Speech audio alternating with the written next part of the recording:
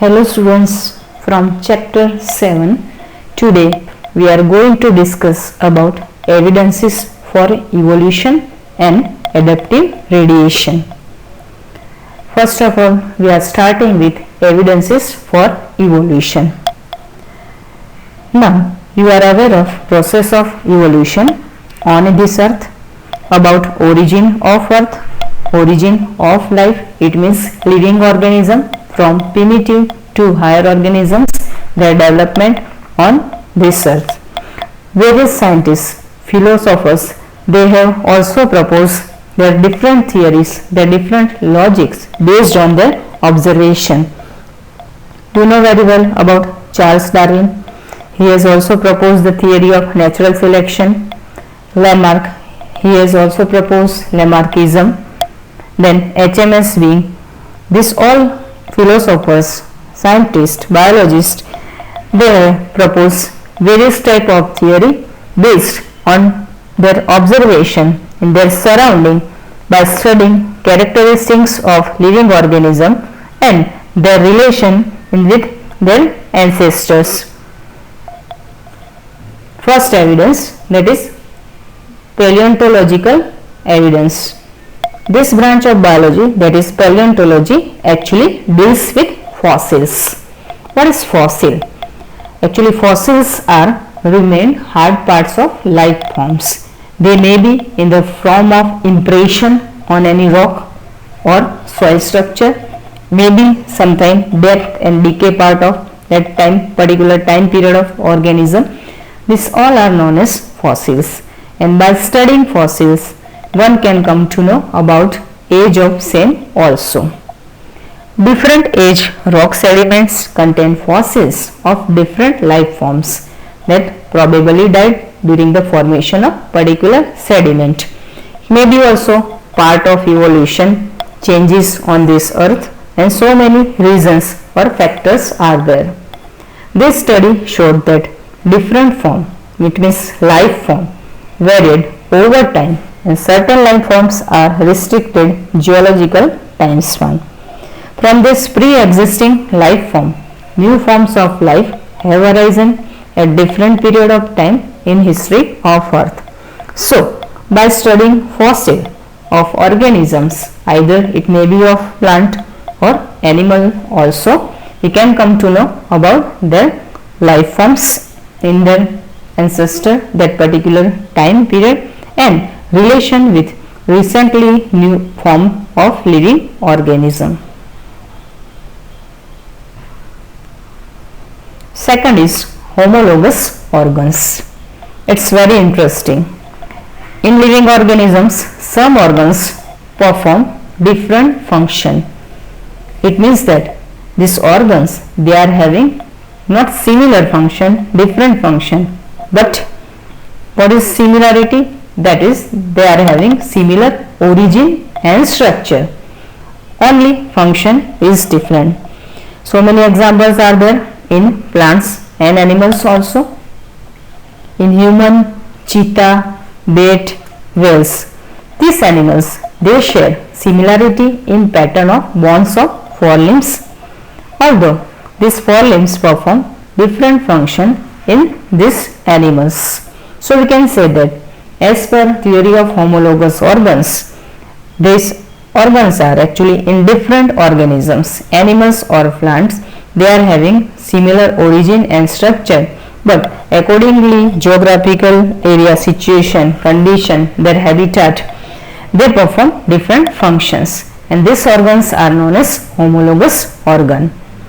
In this kind of animals, similar structure develop along different direction because of adaptation of different needs, because each and every animal's organism, their habitat is different, geographical distribution is different.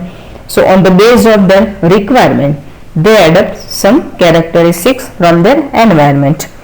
And this, regarding this homologous organs, this is called as divergent evolution. In plants like Bougainvillea and Cucurbita also, this type of homologous organs are observed. Third is analogous structure. It is something different than homologous structure. Here, this type of organs, structure, they are not anatomically similar, but they perform similar function. So we can say it's opposite to homologous. Here, anatomically they are not similar, but they perform similar function. Examples are there in plants and animals. In animals, eyes of mammals and octopus or flippers of penguin and dolphin, they possess this type of analogous structure. Why it is so? This is due to similar habitat that resulted in similar adaptive features in different group of organisms, and this type of evolution is considered as a convergent evolution. So in various animals, living organisms, this type of analogous organs or structures are observed.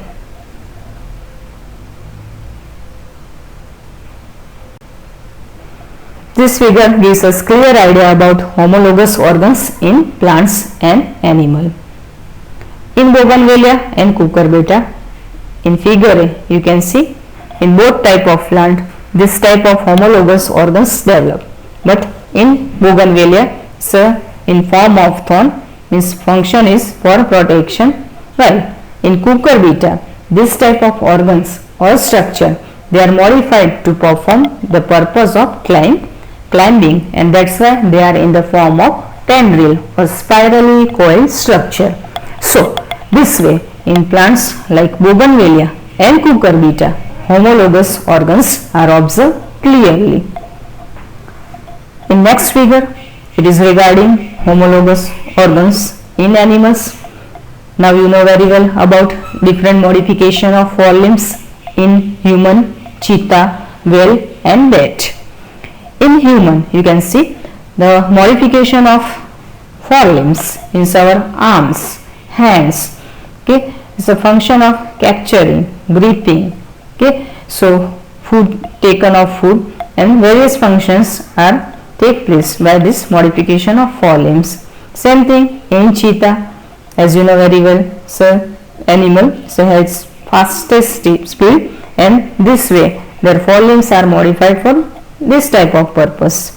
Whale is aquatic animal, so according to their habitat is water, and these forelimbs are modified which way it's suitable for this type of purpose, aquatic life.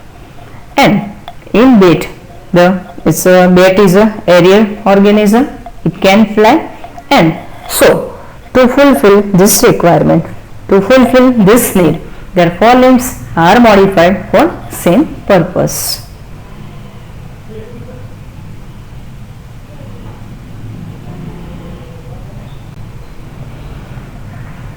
While studying this table, now we can compare with homologous structure and analogous structure very easily. First point, if we compare homologous, they are similar in anatomy, as you know. Well, in analogous, they are dissimilar in anatomy.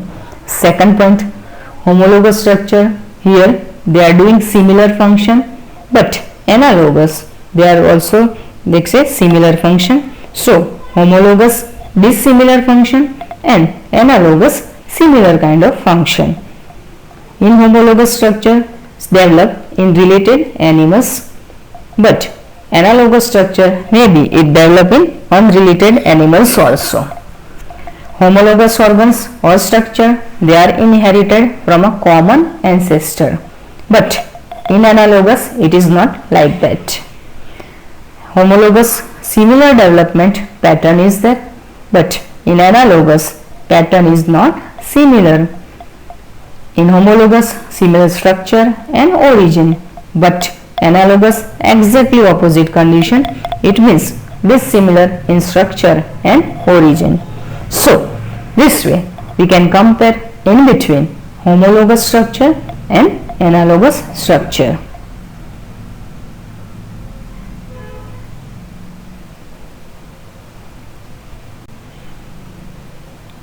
This table, it gives us clear idea about divergent evolution and convergent evolution. In divergent type of evolution, development of different functional structure from a common ancestor form, and that is one type of divergent evolution. But in convergent type of evolution, development of similar adaptive functional structure in unrelated group of organism, and that's why it is known as convergent type of evolution. So this is difference between divergent and convergent evolution. In divergent evolution, homologous organs show divergent evolution, but in analogous organs this is a convergent evolution. Examples of divergent evolution, that is Darwin finches, Australian marsupials, and locomotion in mammals. In convergent evolution, examples are Australian marsupials and placental mammals, various aquatic vertebrate, and wings of insect, bird, and bat. So this way we can compare in between divergent evolution and convergent evolution easily.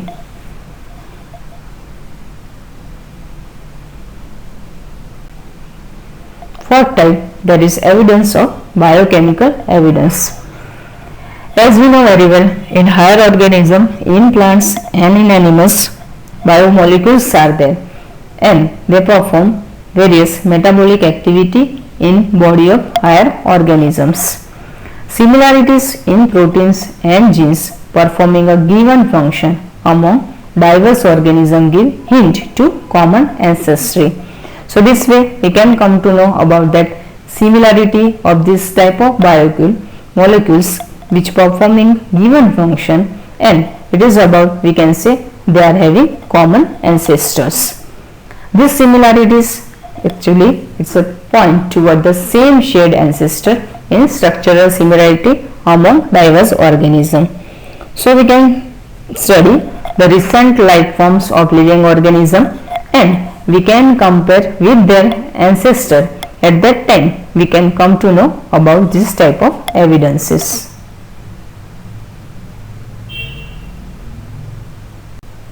Fifth is evolution by natural selection.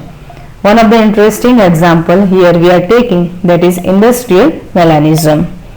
One case study is that this case study is related with natural selection which was seen in England in 1850s. It means that this time period is before industrialization time period, and the organism or animal that was observed by this type of observation, that is peppered moth or Wiston vitularia. This moth possesses two forms. Color is different, grey color and black color. If you talk about before industrialization situation condition, only the grey color form it was present, but dark color form, that is black color form, it was rare. Once again this point is important. Before industrialization only grey color moth it was present and dark color or black color it was nil or rare in some cases. These grey color moths, they were seen on the tree trunks covered with lichens. Lichens, you know very well about this plant, and so they were able to escape from their enemies. So we can say it's a one type of adaptation of their body color for this type of purpose, to escape from their enemies. But after post-industrialization in new time period, lichens were killed and the tree trunks look dark due to the deposition of industrial soot. So this condition is opposite to first condition. If we compare before industrialization and post industrialization condition, now situations are different.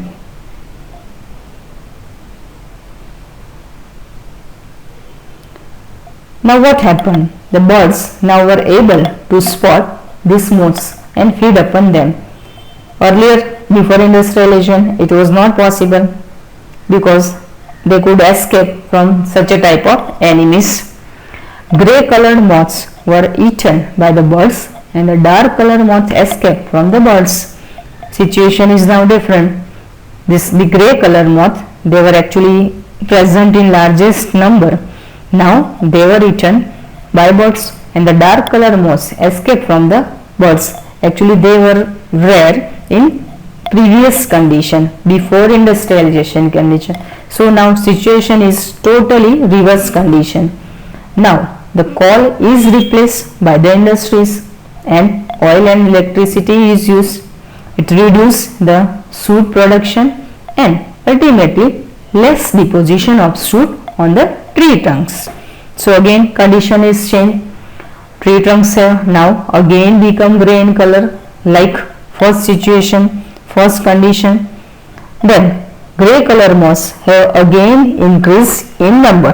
So it's interesting example to study such a type of evidence of evolution. By studying this moth, its body color, body form, now it is clear that if this type of evidences are evolution, we can study on this earth easily, and we can come to know about the process of evolution as per different condition of particular time period in given geographical area or geographical distribution population present at that time.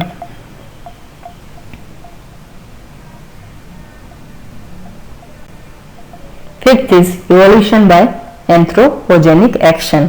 Anthropogenic actions means man-made activities.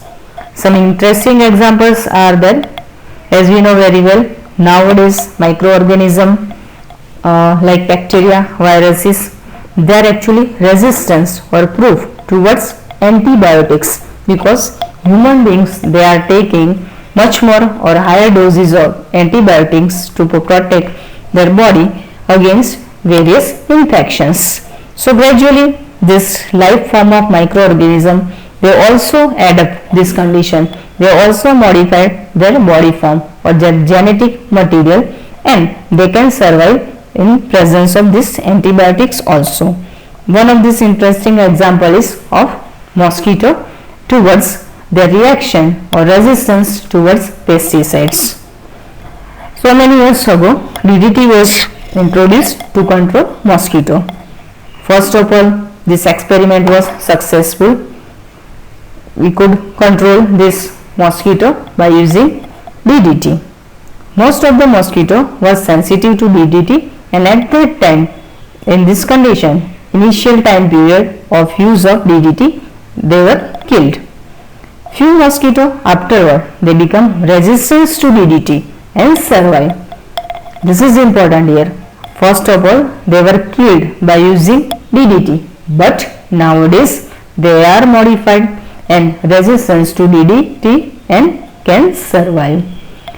Multiplied, they also in this condition, and now almost total population of mosquito become resistant to DDT. So if nowadays if DDT is used as a pesticide against controlling of mosquito, this type of organism, it is not useful or good for nothing, because nowadays these mosquitoes, they have modified their body and they have become resistant to this DDT. So it's a very interesting example of evolution by anthropogenic action or man-made activities. As well as example of bacteria is also well known. They are nowadays multi-drug resistance because excess use of drugs and medicines. So this type of examples are interesting to study evolution by anthropogenic action.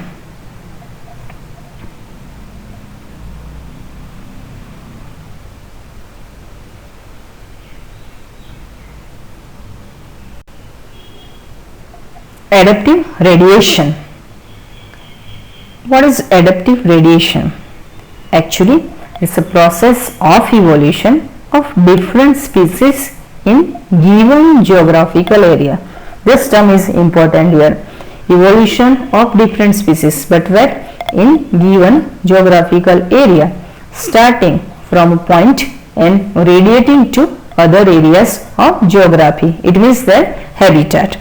This type of mechanism or process is known as adaptive radiation. Two examples are very well known which are studied. These are Darwin's finches, which represent one of the best example of adaptive radiation, and another example is example of Australian marsupials, which is actually each with different form, other evolved from one ancestral stock but all within Australian island continents. So this way this type of evolution adaptations are observed in such a type of different species of animals in given geographical area. Okay, and these two examples, these are Darwin finches and Australian marsupials, they are very well known.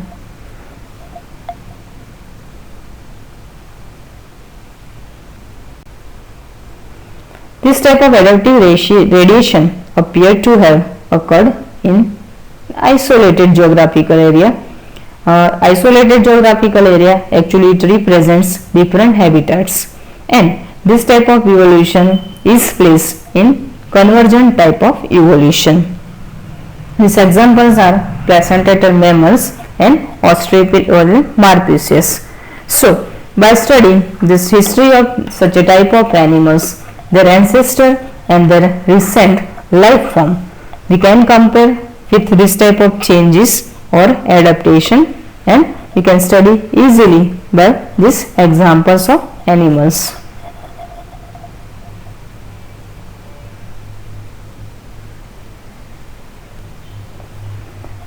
In this figure we can see adaptive radiation of marsupials of Australia.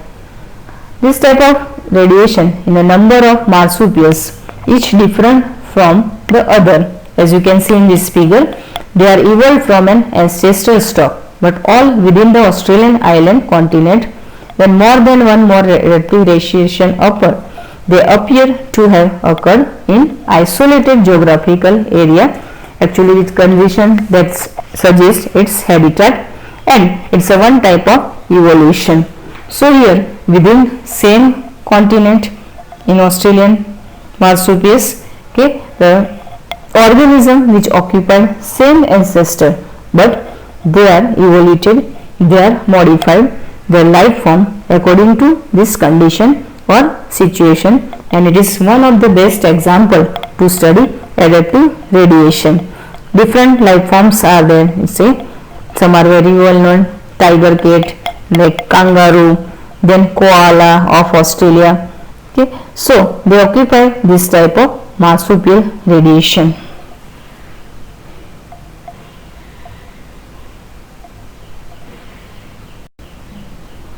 This figure is about variety of beaks of finches that Darwin found in Galapagos Island. This story is also very famous. Maybe you are also well known too about this theory proposed by Darwin finches. He realized that there were many variety of finches in the same island. All the variety, he conjectured, evolved on the island itself. From the original seed-eating features, many other forms with altered beaks arose, it enabling them to become a insectivorous and vegetarian finches. So in this figure also, this Darwin finches, you can see by studying the structure of their beak in figure number 1, 2, 3, 4.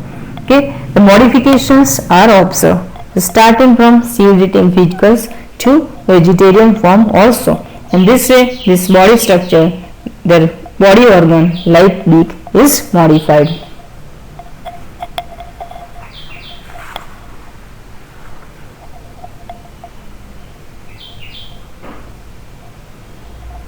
This figure is about a family tree of dinosaur and their living modern day counterparts organism. They are like crocodile and birds. So this type of family tree of particular animal, as we know dinosaurs, they are not nowadays existing on this earth, but their modified recent life form may be similarities with some recently day living organism. So this way, by studying such a type of evidences which support evolution, The theories proposed by various scientists, their observation, life forms modified in plants and organisms, animals nowadays, and their ancestor, their previous organism. Okay. By comparing this type of structure, this type of life forms and continuous observation, we can come to know about this.